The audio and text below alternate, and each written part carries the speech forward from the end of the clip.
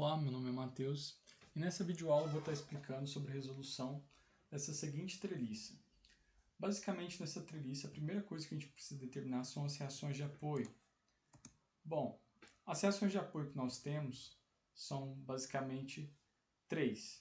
Nós temos um apoio fixo no ponto A e um apoio móvel no ponto B. No apoio fixo, nós temos a reação horizontal HA e a reação vertical VA.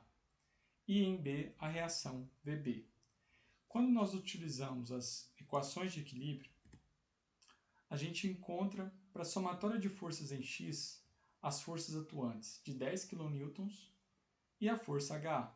Então, logicamente, como elas têm que ser anuladas, HA tem que ter um sentido contrário ao 10 kN e ter a mesma intensidade para que haja uma anulação. Então, HA, logicamente, será também 10 kN.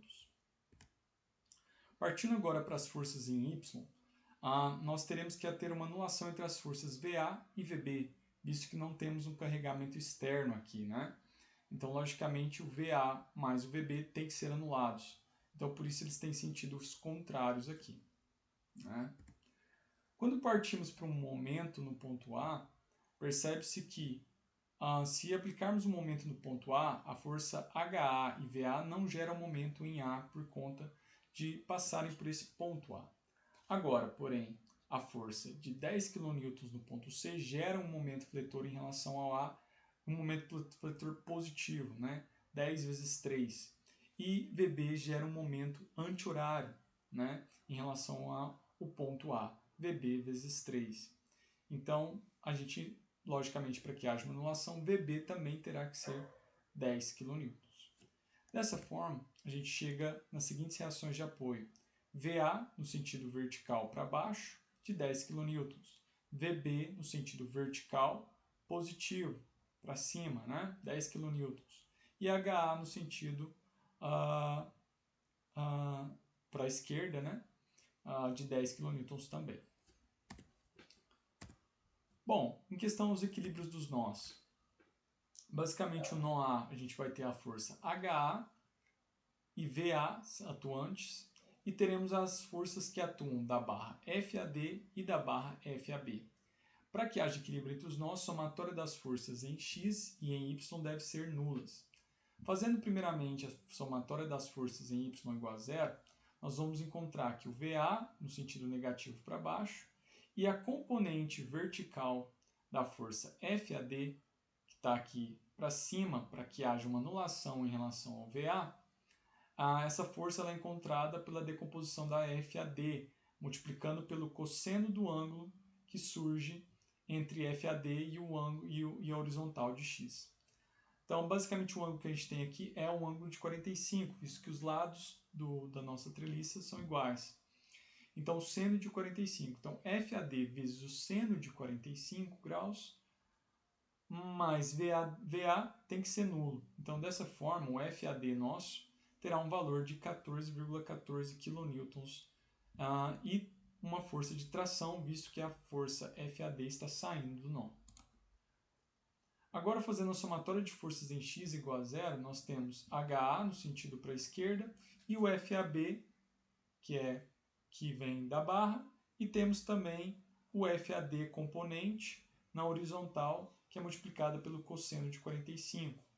Então, dessa forma, quando a gente faz o cálculo, a gente vai perceber que o nosso FAD vezes o seno de 45 e o cosseno de 45 são os mesmos valores, né? Vai dar o valor de 10, e como HA também é 10, vai haver aqui uma anulação. O que a gente chega à conclusão que o nosso FAB terá que ser nulo, né?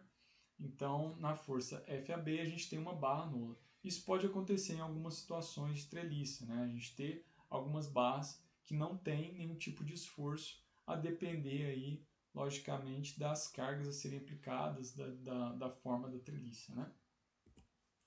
No nó B, a gente então, sabendo que a reação de FAB ela não existe mais, né?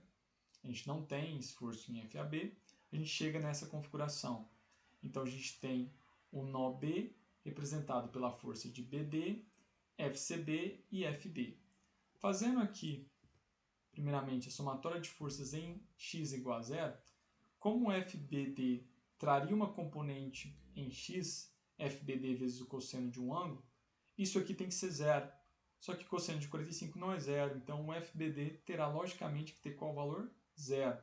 Então é uma outra barra também nessa treliça que terá uma configuração em que o esforço será nulo em uma das barras. Em FY, a somatória, a gente vai ter VB no sentido vertical, né? A gente vai ter o FCB. E essa componente aqui, ela meio que não mais, né? E aí, logicamente, o FCB, para que haja uma reação contrária em relação ao VB, terá que ter 10 kN. Como essa seta está entrando no nó, ela é uma força de compressão. Agora, no nó C, a gente vai ter a somatória de forças em x igual a zero para que a gente possa encontrar o FCD.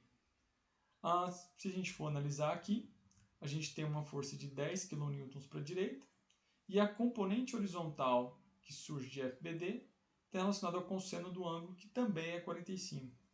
Então, vai ficar 10 dividido por 0,77, que é a aproximação aí do cosseno de 45, vai chegar também ao valor de 14,14 kN de tração, isso na barra FCD.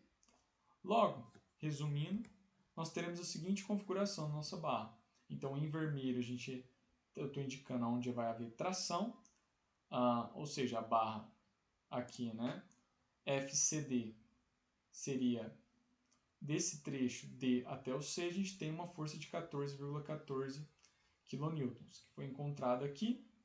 FAD, a gente vai ter uma força de 14,14 kN. Em FCB, menos 10 kN. Né? E nas barras FBD, essa barra e a barra FAB, pela configuração da carga, a gente percebe um comportamento interessante dessa treliça, né? A gente percebe que quando a gente aplica essa força, basicamente só há compressão nessa barra e tração na barra superior da treliça, né? Com o banzo superior da treliça. E aí a barra inferior ela acaba não sofrendo nenhum tipo de esforço, né? Nessa configuração.